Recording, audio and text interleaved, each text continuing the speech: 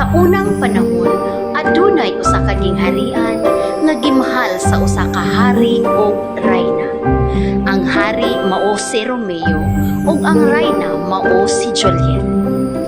Apan usa ni ana kaadlaw, nakita sa mahal nga hari nga dili malipayon ang iyang mahal nga rayna. Mahal ko nga hari, akong nabatyugan, nga adunay pagpang-abuso sa atong tulunghaan. Kini nakapahisubok kaayo sa akong tubhan.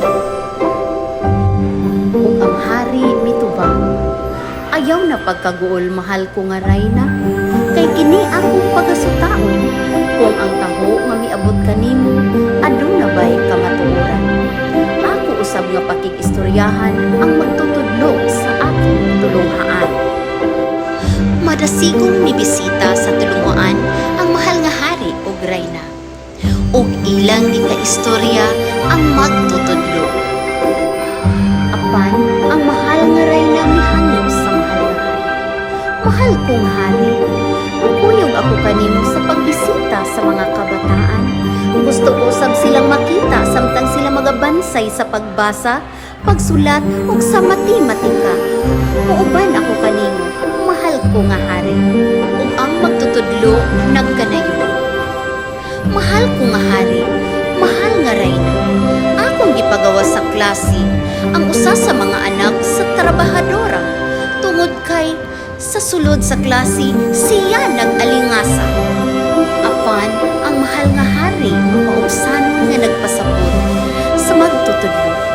Tinahod kong magtutudlo, akong kinasing-kasing nga gihangyo kanimo, nga dili unta ingon niini ang pagdisiplina sa atong mga kabataan.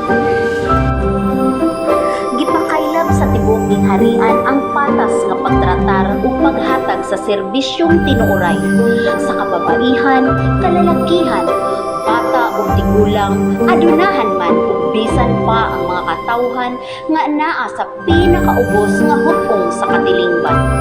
Ang respeto, gugma, pagsinabdanay ug pagpakabana sa usa-usa, mandato nga sundon aron ang gingharian nga sagkog magitukod, magpabilin nga maligon ug dili matarong.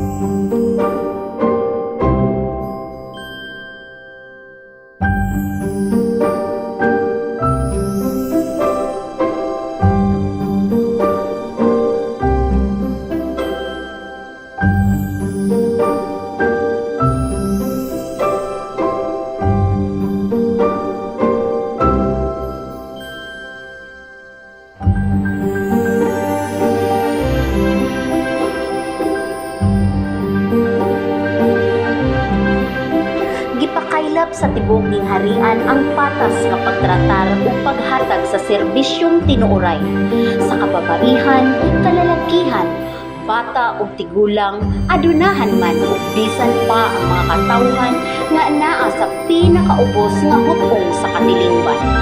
Ang respeto, gugma, pagsinabdanay ug pagpakabana sa usag-usa, mandato nga sundon aron ang gingharian nga sagkog magitukod, magpabilin nga maligon ug dili matarong.